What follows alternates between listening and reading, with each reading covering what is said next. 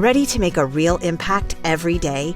Join the Active Day Home Care team and help clients maintain their independence in the comfort of their own homes. Make a difference in someone's life as you provide essential daily assistance and protect their health and happiness. Earn up to $20 an hour and enjoy additional perks like optional daily pay, 401k, paid time off, ongoing educational training, and more. Join a team that values care, compassion, and your professional growth. Visit activeday.com to apply. All right, welcome to another deep dive. This time, we're going to really get into TikTok. Oh, yeah.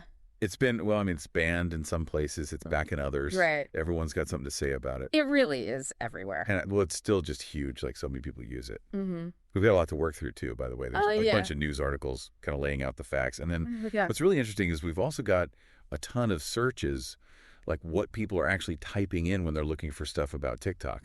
That's cool, yeah. Yeah. It gives us a real look into... Like their concerns. Yeah, right? anxieties, just what people are wondering about with all this going on. Yeah, yeah. So we're going to try to give you the clearest picture we can of what's going on with TikTok right now. Right. Why there's so much, like, debate around it. Yeah. And what it all means for... for people who use it. Especially those who use it, yeah. Especially if you're one of the millions. Right. Yes, exactly. Click on those short videos. Well, and, going through all the sources. Yeah. What I noticed, what was really interesting to me, is how different the news is from what people are actually looking for. Right. It's like everyone knows about the whole TikTok drama, but it seems like nobody really knows, like, what to believe or what it means for them personally. Exactly. So let's jump right into it. Okay. I mean, the biggest question is it banned? Right. Like, is TikTok actually banned? Well, our sources talk about India. I know they banned it back in 2020. Yeah. But what about everywhere else? So it's not a simple yes or no. Okay. It's really more of it's like a patchwork, right? A patchwork. Yeah, of different restrictions. Oh. Yeah. Some places have totally banned it. Okay. Some have like temporary bans, and then they go back and forth. Back and forth, exactly. Yeah.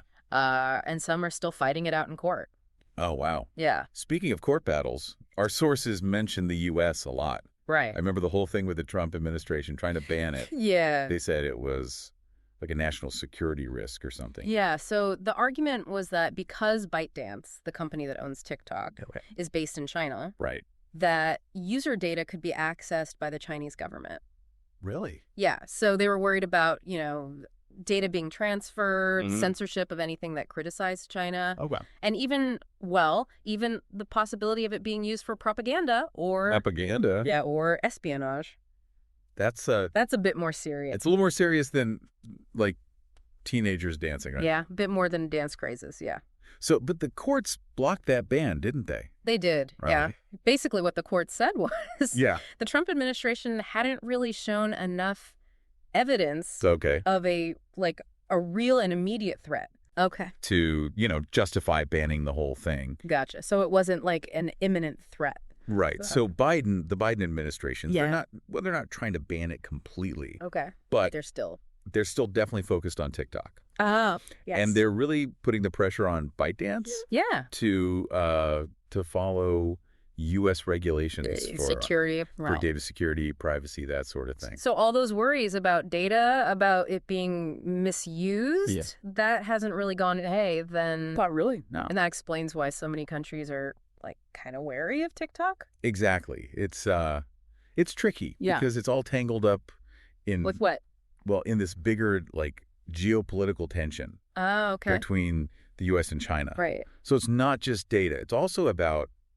It's about control. Control, yeah. Influence. Who gets to, set the rules online in this digital age? I mean, it's kind of crazy to think that... An app known for, funny videos and catchy songs is at the center of all this. Yeah. It's a big deal. But ByteDance still owns it, right? They do, yeah. That's what our sources say, at least. Majority ownership, yeah. I thought there was talk about selling it off, to American companies. Especially when Trump was pushing for the ban.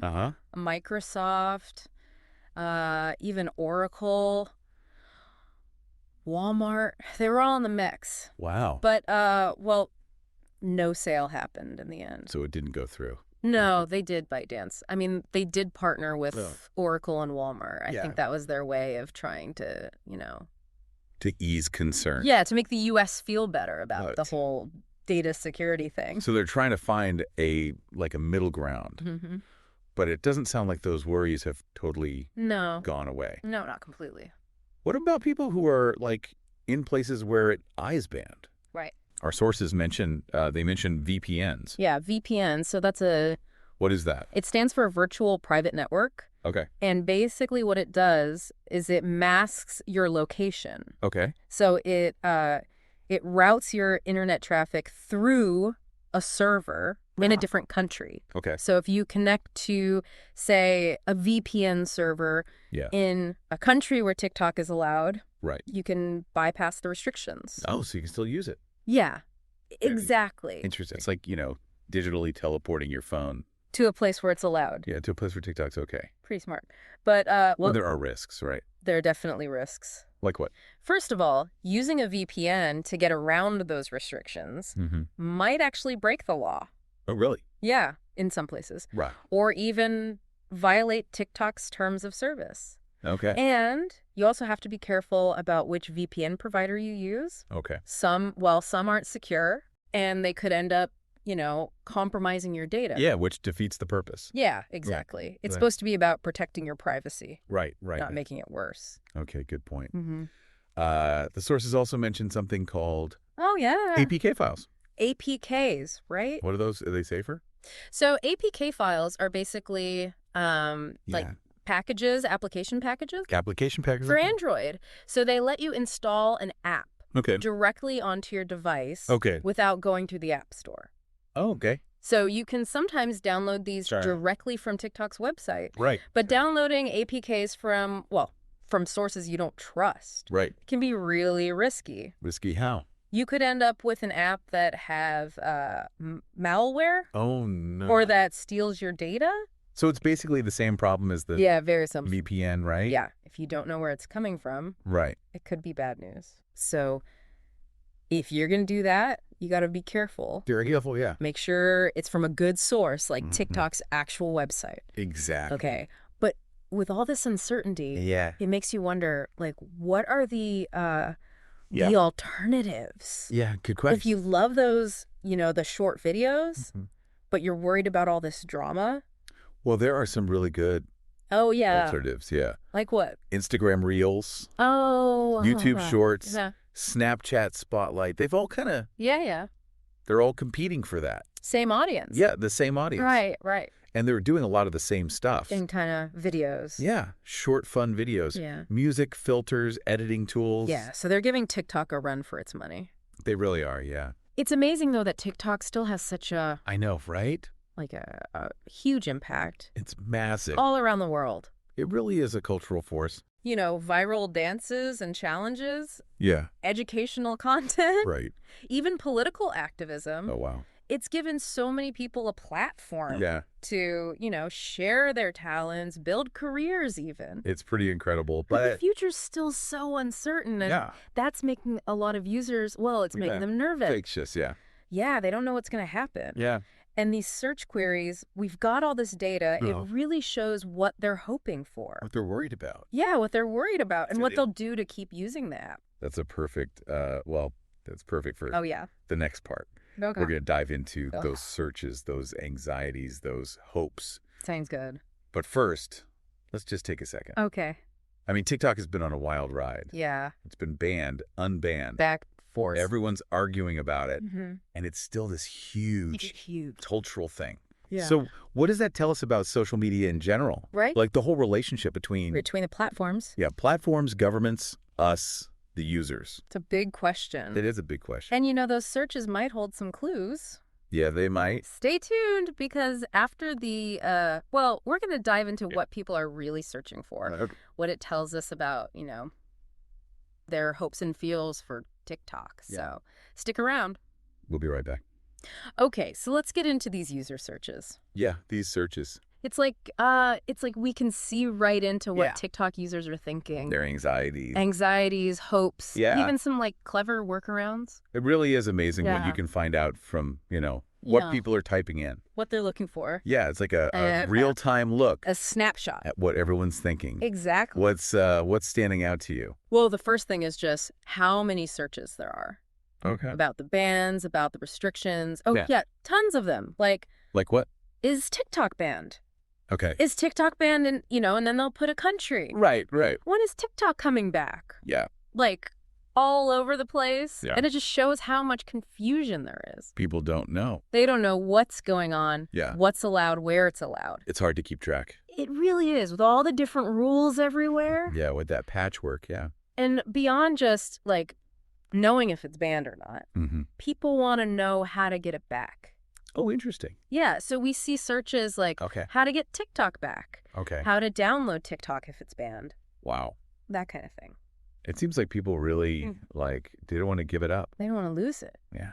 It's become, like, a part of their lives. It's ingrained, yeah. Yeah, and they're not just going to, just let it go. Yeah, they're looking for solutions. Right. They're trying everything they can. To keep using it. To stay connected. It's really a testament to how powerful it is. Yeah, how addictive it is. Yeah, addictive. It's got this hold on people. And it's not just, for fun either. Right. Some people, this is their job. Exactly. For creators. Yeah. This is how they make money. They could lose their income. Yeah. If they lose access, they lose their livelihood.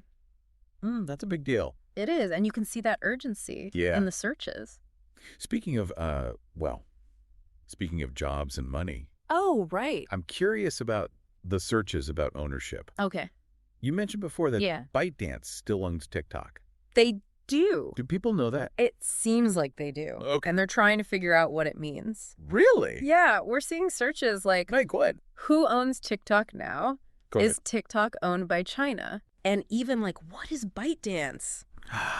So they're realizing this isn't just a simple ban. It's connected to. Yeah, it's tied up in this whole corporate. Yeah, international relations. Worship thing, international relations. It's like they're starting to see the bigger picture. Yeah, they're connecting the dots. Yeah. Between the app on their phone and global politics. Yeah, wow. And some are even thinking about investing. Interesting. Yeah, we're seeing searches for like TikTok stock. TikTok stock, yeah. ByteDance stock. How to invest in TikTok. That's pretty savvy. It is. It's like they're looking past the. Yeah, they're not just seeing a threat. They're seeing opportunity. Like a potential profit. Yeah, if TikTok can get through this. But they get out of this whole mess. They think they could make some money. That's a whole other angle to this, yeah. It's fascinating. It is. But what about the people who are. Like getting a little worried about all this. Right. Are they looking for other options? Yeah, for other apps, for alternatives. Absolutely. Yeah. We're seeing a lot of searches for apps like TikTok. Right. Best alternatives to TikTok. Okay.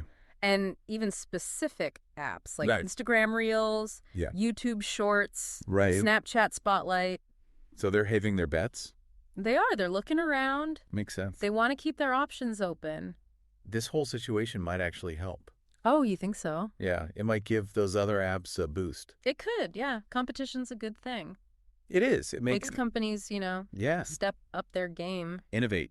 Do new stuff. Right. They have to keep users. Yeah, keep people engaged. And for users, it means more choices. More choices, yeah. More control over their online lives. Exactly. Let's go back to the searches about the bans. There's a lot of confusion about why. Why? Like, what's the reason? It's not always clear. Are people digging deeper than just TikTok banned? Yeah. Are they going beyond that? They are. We're seeing searches like, why is TikTok getting banned again? Okay. What did TikTok do wrong? Is TikTok spying on me? Wow. So they're not just like accepting the news. They're trying to understand the reasons. Yeah, the reasoning, especially about data. Data privacy, yeah. Data privacy, security, that sort of thing. It's good that people are. It is, yeah. Like becoming more aware of this, wanting to know more about their data. Their data, yeah. It's a good sign. It is. It means they're being more critical. Yeah, of the technology they use. Right. They're asking questions. But it also, it suggests. We'll be back after a quick break. Hey there. Welcome to Good Advice Giver. First, we want to start by saying a massive thank you for tuning in today. Whether you're a long-time listener or you're joining us for the first time, we're truly grateful to have you here. We know you've got a lot of options when it comes to podcasts, so the fact that you're spending your time with us means the world. So thank you. That's right. We're excited to have you with us because here on Good Advice Giver, we cover just about everything. Whether you're interested in sports, relationships, sex, money, finances, business, digital marketing, music, education, movies, comedy, or something else entirely, we've got it all.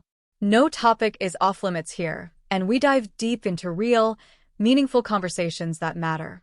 We've also got a mix of male and female hosts, so you're always getting a well-rounded perspective on every topic we cover, from business strategies to personal development, from car shopping to digital products like affiliate marketing. We bring a little bit of everything to the table. Our goal is to offer advice, insights, and some laughs along the way to make sure you feel welcome and engaged, no matter what brought you here. And it doesn't stop there. We're not just about giving great advice, we're about action. On this podcast, we even sell products and services we believe in, from affiliate marketing opportunities to cars and more. So whether you're looking to boost your business or find practical ways to improve your everyday life, you're in the right place. As always, we want you to stay connected with us. Be sure to download this episode so you can listen anytime, anywhere, whether you're commuting, working out, or just relaxing. And while you're at it, follow us on social media. We're on Instagram, Facebook, Twitter, you name it. That's the best way to stay in the loop for upcoming episodes, behind-the-scenes content, and even giveaways. And don't forget to subscribe to our YouTube channel. We're posting extra content there, including video podcasts and deep dive discussions you won't want to miss. Be sure to like, comment, and subscribe, and let us know what topics you want to hear more about. Lastly, check out the link below in the description for exclusive offers, resources, and more ways to connect with us. We're here for you, and we can't wait to bring you more valuable content. Thanks again for tuning in to Good Advice Giver. Let's get started. What's that? There's some distrust there. Yeah, definitely. If people are searching, is TikTok spying on me? Right. It means they're not really sure. They don't totally believe the reassurances. From TikTok. From TikTok, from people who are against the bans. It's understandable, though. It is, I mean. With all the news, the opinions. Yeah, there's so much information out there. Everyone's saying... Hard to know. Different things. Well, I can believe. Yeah, it's like a minefield out there. It really is. Trying to figure out what's true. Exactly.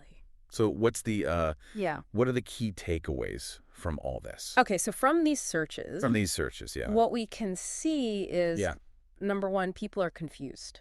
Okay. They don't understand the bans. They're inconsistent, right? Inconsistent, yeah. And the reasons are often...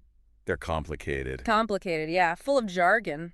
Yeah. Geopolitical stuff, it's hard to follow. Yeah, it's hard for the average person Very hard to understand what's really going on. Exactly. And it's not just confusion, it's anxiety. Anxiety, yeah. These searches about, how to get it back. How to get it back. When is it coming back? Yeah. That shows real fear of losing something that they value. That they value, that's important to them. TikTok is more than just an app.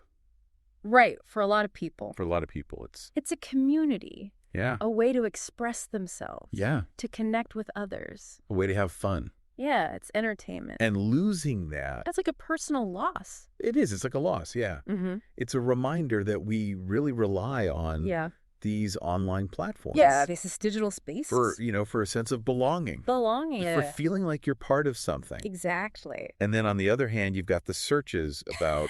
Oh, right. The stock searches. TikTok stock, ByteDance stock. Yeah, those are interesting. It shows that people are also thinking about the money. The financial side of things. Yeah. They see the economic forces at play. It's not just about the emotional connection. It's about the money, too. It's about the money, yeah. It affects them financially. And then there are the searches for apps like TikTok. Alternatives. Yeah. That shows that people are adaptable. Okay. They're not just, stuck on one thing. Yeah, they're not putting all their eggs in one basket. Right. They're looking at other options. Just in case. Just in case, yeah. Which is smart. It is, especially with social media. Things change so fast. Things change all the time. So it's hard to know what's going to happen to TikTok. Yeah, it's uncertain. What are the things that will... The deciding factors. Yeah, what are the things that will decide its fate? Well, I think a lot depends on ByteDance. and how they handle all these concerns. About data. About data, yeah. Can they convince governments that they're taking it seriously? That they're protecting user data. Exactly. Can they, like, navigate all the political stuff? The geopolitical tensions. Right. Find a way to work within the rules. Of all these different countries. Of different countries, yeah. It's a tough spot. It is. It's a balancing act. They got to make the governments happy. Right.